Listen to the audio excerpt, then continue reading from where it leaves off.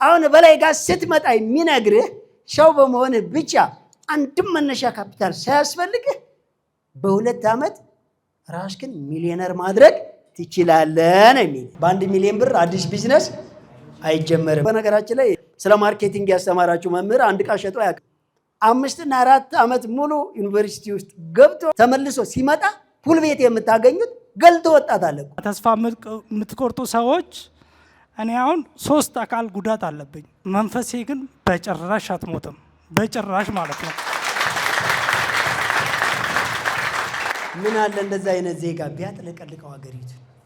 አንዳንድ ሰው ደግሞ ማንም በዚህ ለምን ያላግጥብኛል ብሎ ሰው በህገወጥ ደላላ መንገድ ጉዞ ይገባል። ሚሊዮን ብር ላኩልኝ፣ ሞቱ፣ ተቀጠቀጡ፣ ተቆረጡ፣ ገደሉ እና ወደኛ ሀገር ተሰደው የሚመጣው እቃና የሚበላ ነው።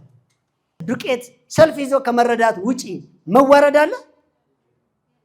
1 ብር ይቀንሳል ብሎ ቀበሌ ላይ ሄዶ ከመሰለፍና በፀሐይ ከመቀጥቀጥ ውጪ መዋረድ አለ?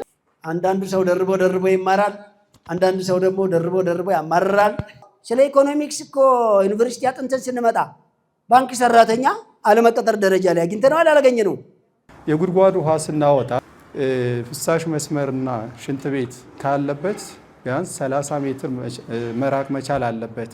ታሞ ከመማቀቅ ራሱ አስቀድሞ መጠንቀቅ በጣም ቀላል ነው አይደለም? እሺ፣ ታሞ ከመማቀቅ አስቀድሞ መጠንቀቅ መነሻ ካፒታል ያስፈልገዋል።